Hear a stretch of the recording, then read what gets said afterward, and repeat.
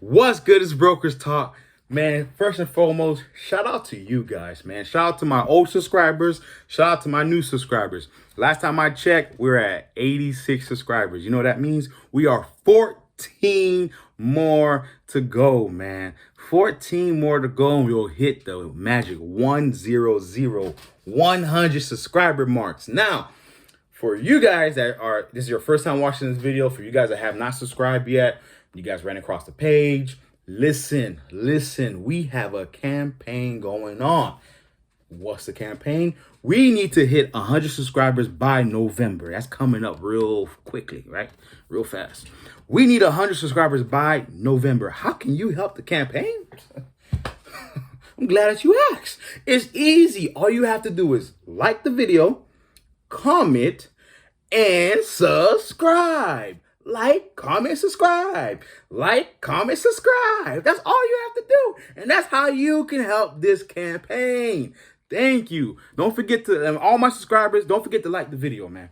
I see y'all subscribing, but y'all ain't liking the video. Let me know what's up. Let me know if you guys are actually liking the video, what I can do better, what am I doing that you like, blah, blah, blah, so we can enhance, as I said, we can enhance our contact so you guys can learn a lot more about building a freight brokerage, building motivation, building an entrepreneurship mindset, becoming financially free, right? Breaking free from the W-2 chain edge.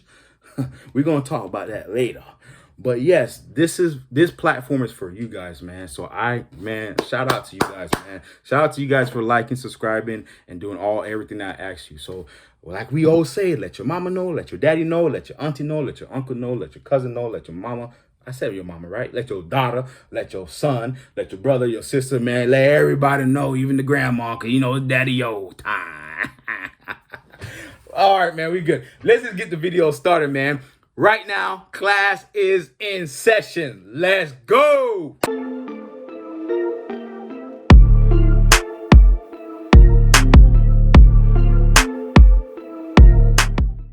How you guys doing? Today we're going to speak about how you can control your greed. Control the greed. And by you controlling your greed will help you become a better negotiator. Yes, I'm going to show you guys how to negotiate this is my opinion now. Not every brokers are like me, and I'm not like every other brokers, but this is my opinion. So where I got the word control the greed was actually from my partner, a person that actually helped build this company that we started, me and my wife and I. And one of the phrases that we use a lot was control the greed. Because a lot of times as a freight broker, we start seeing numbers. We see our customers saying they're paying out $2,700. And we want to tell the carrier that, hey, we got a load that's going for $1,000. So we can make $1,700 profit. Control the greed. You know what I'm saying? Control the greed. Because you being greedy, you being one of those greedy brokers, right? That always want to bust people across the head, you're not going to last long in this business. It's not about how much you can make today. It's how long you can stay relevant, right? How long you going to stay in the business, right? Because the longer you're in the business, the more you have a chance to grow. It's like a tree. Both trees can be growing at the same time, right? But when one dies off and the other one's still growing. You feel what I'm talking about? You don't want to be the tree that is growing so fastly and then boom, it dies. You want to be the tree that's consistently growing, right? And consistently pushing out new branches, new thoughts, new adventures, new opportunity for your business. So you want to be like a tree that takes time, not really too long of a time, but takes time to grow and learn from the journey of becoming an entrepreneur, right? Becoming a self-employed, becoming a CEO, a president, whatever you want to give yourself title to. You know what I mean? That's what happens when you control the greed. Now, how can controlling the greed help you become a better negotiator? Because that's the first step of becoming a good negotiator, not just with your customer, but with the carriers. The second step you want to do is learn about specs. You know what I mean? You want to know about your flatbeds, your reefers, your dry vans, your hot shots. You want to know the weight capacities of each trailer, or you know what I mean, that can carry. You want to know how wide certain freights may be, or how wide certain trailers are, so you don't put the wrong load on the wrong truck. And that can be a very, very dangerous situation. One, your customer is going to be pissed off at you, and two, the driver is going to be pissed off at you. You don't want that. All right, you get one chance. Remember, you're only good as your last load, so make your last load your best load. Remember that. You're only good as your last load. Okay, that's it. You're not good as your first 1,000 loads and you mess up 1,001, because they're going to remember that 1,001. So always keep that in mind. You're only as good as your last load. So make your last load your best load. You understand me? So two, once you learn the specs and the size and all that, you want to go ahead and start learning about using different techniques, right? Especially when you got the load board. The load board will actually help you see what lanes, right? Your customer say, hey, I got a shipment from North Carolina that's going to Houston, Texas, right? Houston, Texas. And you can go on your load board, your software, whatever, and they can show you the lane for the last 7 days, right? Of what carriers were getting paid for on that exact lane, right? And it shows you where the numbers you need to be. It'll show you the high, the low, and the middle part. You want to at least be in the middle part. And as a broker, you want to keep in mind that you need to make profit. So whatever is your low point profit percentage is, then that's where you always want to hit or above. You never want to go below your low point. You feel me? So if your low point is, hey, I'm a broker, I got to make $150. Cool. Make sure you're not making $50 unless need to be. And we're going to get back to that. Why you might need to go below your low point, right? We're going to get back to that in this video. But going forward is, you want to make sure you have a point set at the bottom and your highest point. Now, your highest point can be, hey, if I make $200, I'm good with that. If I make $300, $400, $500, hey, if you say, hey, as long as I am able to get my low point, which is $150 or $200, right? If I can get more, I can get more, whatever the case may be. You feel what I'm saying? So you just set your mindset, knowing that, hey, this is my low point and this is where I would like to be. So at least you know where to negotiate and how to negotiate. And here's a tip to set apart. This is for my advanced folks, right? This is for the people that actually go beyond than other average brokers or people, right? You can go ahead and go on Google, right? And let's say you get the lane. You figure out that, hey, this lane usually go for $1,300. And your customer says, hey, we're willing to pay you guys $1,900, right? So $1,300 and $1,900, right? That's a $700 profit. Now, usually this lane goes for $1,300, where you have cushion. You understand what I'm saying? You have a $700 cushion.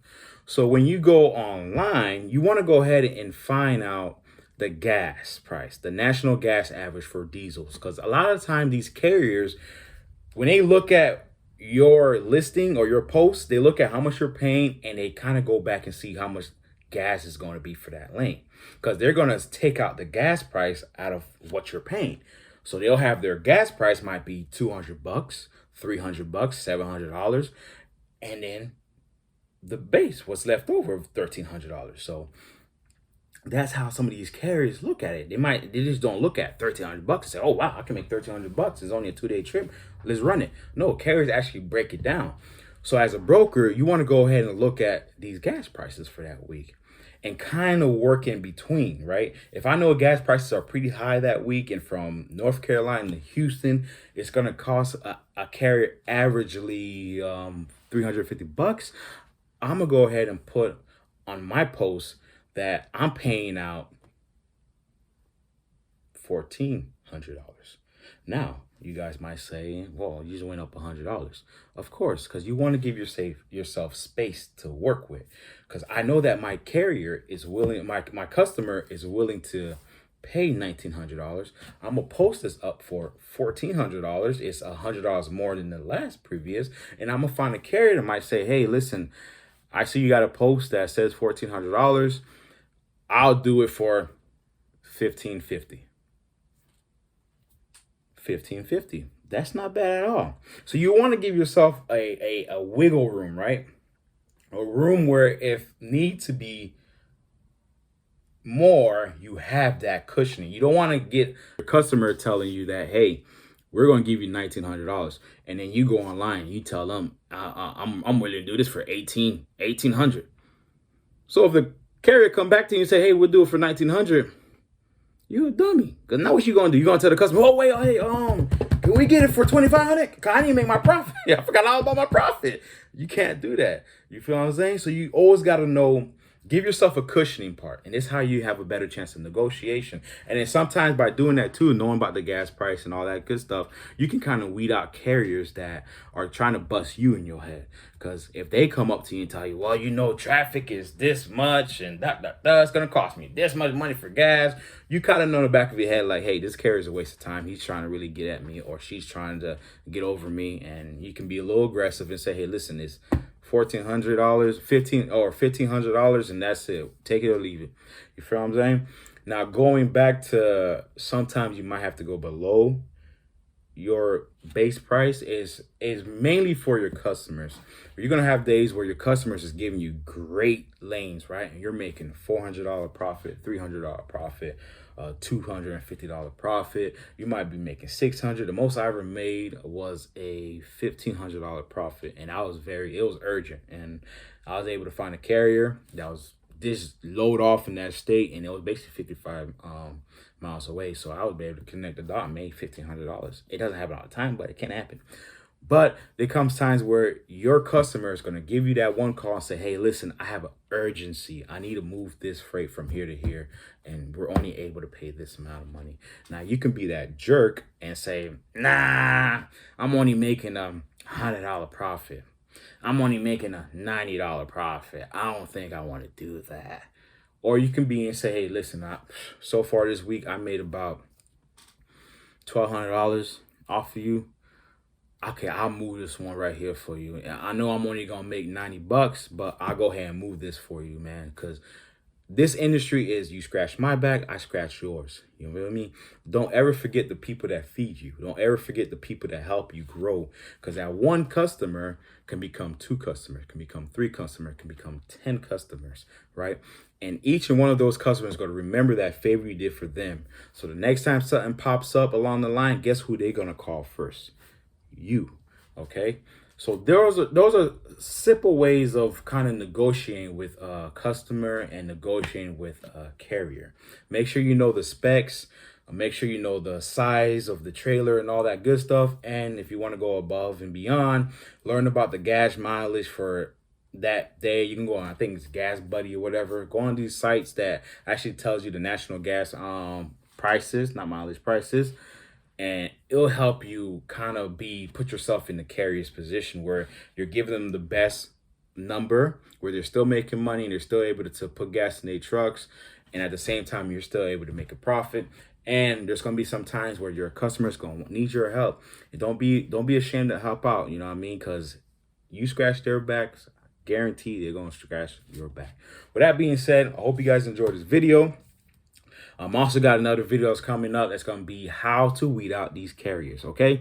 So y'all watch that video too, how to weed out carriers, how to find the good ones versus the bad ones. And that video will be very, very interesting, and it doesn't cost you a dime to do it too. So appreciate it. I'm about to go hit the gym. This is Broker Talk. Class is over with. Let's go.